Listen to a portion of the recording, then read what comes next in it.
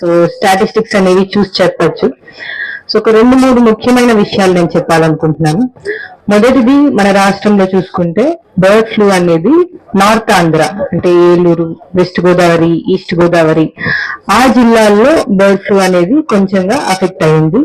మనకి రాయలసీమ జిల్లాలో ఎక్కడ కూడా బర్డ్ ఫ్లూ అనేది అఫెక్ట్ అయినట్టు we don't have any government records. So ఏదైతే లేయర్స్ అండ్ బాయిలర్స్ మన రాయలసీమ జిల్లాలో ఉన్నాయో అవన్నీ కూడా they are healthy and they are safe for consumption. That is first point. Second point, ఈ మీటింగ్ స్టార్ట్ చేసేటప్పుడు పెద్దలు చాలా ఒక మంచి ఇంపార్టెంట్ చెప్పారు. Point is protein intake.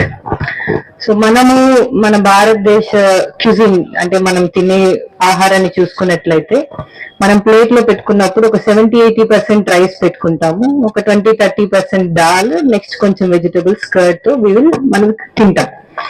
So ఆ ఇంటేక్ మనం చూసుకున్నట్లయితే కార్బోహైడ్రేట్స్ అనే ఒక పదం చెప్పారు. సో కార్బోహైడ్రేట్స్ రైస్ నుంచి మనకు వస్తుంది, దాల్ వీటన్నిటి నుంచి ప్రోటీన్ అనేది వస్తుంది. సో మనం తరతరాలుగా ఏం చేస్తూ వస్తున్నాం, కార్బోహైడ్రేట్స్ అనేది ఎక్కువ తింటూ ఉన్నాం. ఈ రోజు కూడా మనం పేపర్ చూసినట్లయితే ఎనీ పేపర్, హిందూ, ఈనాడు, ఆంధ్ర అన్ని చోట్ల ఒక పాయింట్ రాసి ఉన్నారు. So women and middle age people who are in south India and people in Punjab వీళ్ళందరికీ కూడా ఒబిసిటీకి చాలా ఎక్కువ రీజన్స్ ఉన్నాయి. అండ్ సౌత్ ఇండియన్ స్టేట్స్ లో పంజాబ్ రాష్ట్రాల్లో ఉండే మనుషులు ఈజీగా ఒబీస్ అవుతారు అన్నది చెప్పడం జరిగింది. ఒక స్టడీ చేసి ఇది కనుక్కున్నారు. సో ఎందుకు ఈ రాష్ట్రాల నుంచి ఒబిసిటీ అనేది ఎక్కువగా పెరుగుతుంది అంటే మనమందరం కూడా కార్బోహైడ్రేట్స్ ఎక్కువగా తింటాం. అంటే గ్లూకోజ్, రైస్, చపాతి ఇవన్నీ కూడా కార్బోహైడ్రేట్స్ సంబంధించింది. సో ఎక్కడ తప్పు ఉంది అంటే ప్రోటీన్ ఇంటేక్ అనేది చాలా తక్కువ తీసుకుంటాం. సో మనం ఆహారం తీసుకునేటప్పుడు ఇప్పుడు ప్రతి ఒక్కరు చెప్పేది balanced diet.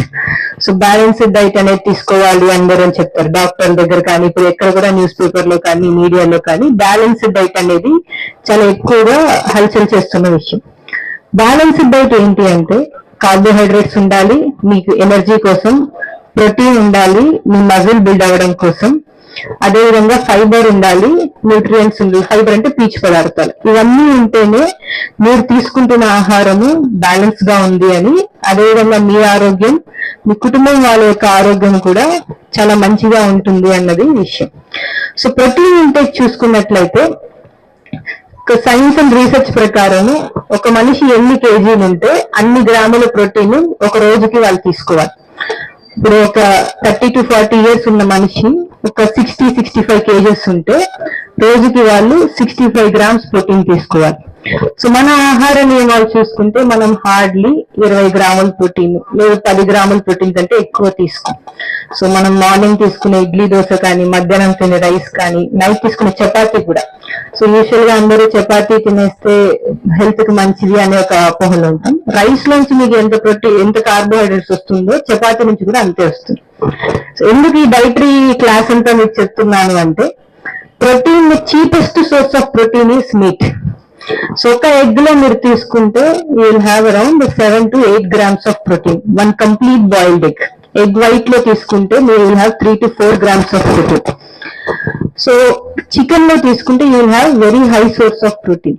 Chicken, meet, even fish ఇవన్నీ కూడా మంచి ప్రోటీన్ సోర్సెస్. అందులో chicken is the best source of protein, egg is the very good source of protein. Especially చిన్న పిల్లలు వాళ్ళు డెవలప్ అయ్యే స్టేజ్ కౌమార దశల్లో ఉన్నప్పుడు ఎగ్ అనేది ఇవ్వడం వల్ల they will grow into very healthy people.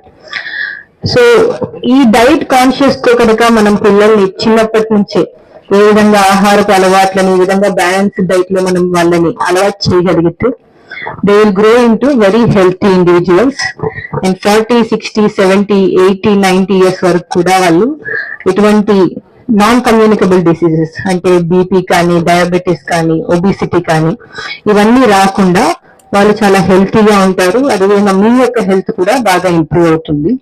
So protein అనేది చాలా చాలా ఇంపార్టెంట్. అండ్ ప్రోటీన్ యొక్క సోర్స్ గా నాన్ వెజిటేరియన్స్ కి లక్కీగా మనకి egg and meet is the cheapest source of protein. So మనకి మార్కెట్ లో ఈ అలసందలు ఏవైతే పల్సెస్ అంటాం, పప్పు దినుసులు ఇవన్నీ, సో వీటి నుంచి వచ్చే ప్రోటీన్ కౌంట్ కంటే మనకి మీట్ నుంచి తక్కువ రేట్ కి ఎక్కువ ప్రోటీన్ అనేది మన బాడీ కన్జ్యూమ్ చేసుకోగలుగుతుంది. సో మీరందరూ కూడా ఈ ఫ్లూ యొక్క అపోహలు తొలగించుకొని సో డే టు డే మీ యొక్క ఆహారంలో protein intake through meat and eggs ని మీరు ఇంప్రూవ్ చేసుకుంటే మీ యొక్క హెల్త్, కుటుంబం యొక్క హెల్త్ అండ్ తద్వారా సొసైటీ యొక్క హెల్త్ కూడా బాగా ఇంప్రూవ్ అవుతుంది. సో ఇటువంటి innovative campaign and programme arrange చేసినందుకు I once again congratulate the association. చాలా కొత్తగా ఆలోచించి మీరు ఈ స్నాక్స్ ప్రోగ్రామ్ పెట్టడం జరిగింది. అండ్ అదే విధంగా మీట్ ఎంత మంచిది, ఇంపార్టెంట్ అనేది మనం ఈ ప్రోగ్రామ్ ద్వారా అందరికీ అవేర్నెస్ కలగ చేయొచ్చు.